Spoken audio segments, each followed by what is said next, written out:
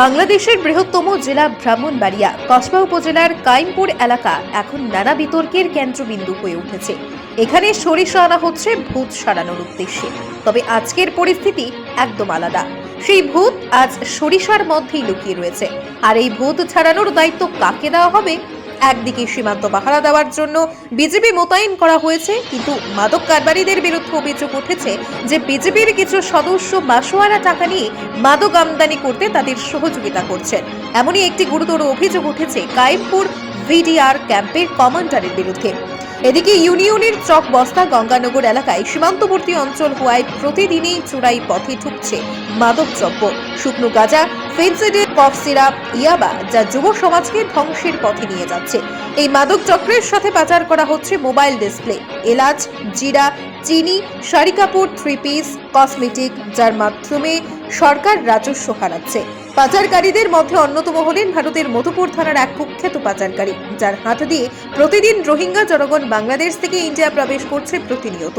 পাচারকারীদের নামের তালিকা দীর্ঘ, যেমন ইন্ডিয়া মধুপুর থানা এলাকার পাচারকারীদের নামের তালিকা: রাজু দেব, বাবা হরিলাল দেব, টুটন দেবনাথ, বাবা অটল দেবনাথ, মিজান মিয়া, বাবা মন মিয়া, দুলাল মিয়া, বাবা আব্দুল রাজ্জাক, টিটন, বাড়ি কোনাবন এলাকায় বাবা রতন দেবনাথ, রাকেশ দেব, রাজুর ভাই অমরেশ সরকার, বাবার নাম চন্দন সরকার, কমলা সাগরের প্রধান, যার ক্ষমতা ব্যবহার করে দীর্ঘদিন যাবৎ করে আসতেছেন মাদক বাণিজ্য।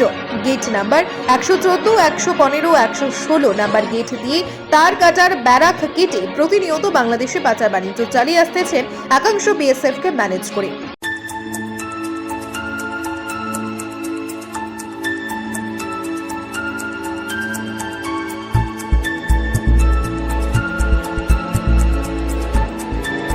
এবার বাংলাদেশের পাচারকারীদের অবস্থা তুলে ধরবো আমরা দ্বিতীয় পর্বে।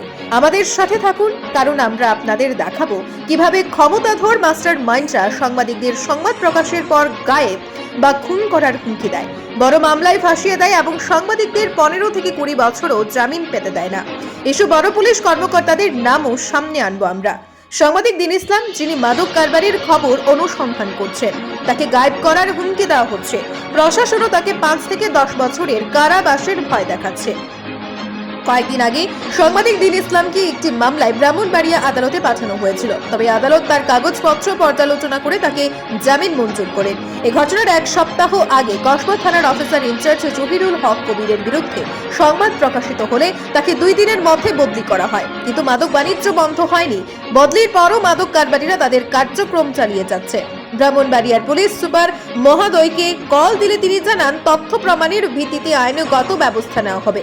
সাংবাদিক দিন ইসলামকে গায়েব করার হুমকির কল রেকর্ড আমাদের কাছে এসেছে। ব্রাহ্মণবাড়িয়া জেলার কসবা উপজেলার কিছু সংবাদকর্মী আছেন যারা নাকি সমাজের অন্যায় অনিয়ম দুর্নীতি তুলে ধরার কথা, তারাই সমাজের অন্যায় অনিয়মের সাথে জড়িত আছেন বলে নানা মুখে শোনা যাচ্ছে। এটা এখন এক বড় প্রশ্ন, কবে এসব অনৈতিক কর্মকাণ্ডের অবসান হবে? ব্যুরো রিপোর্ট, আল্টিমেট খবর।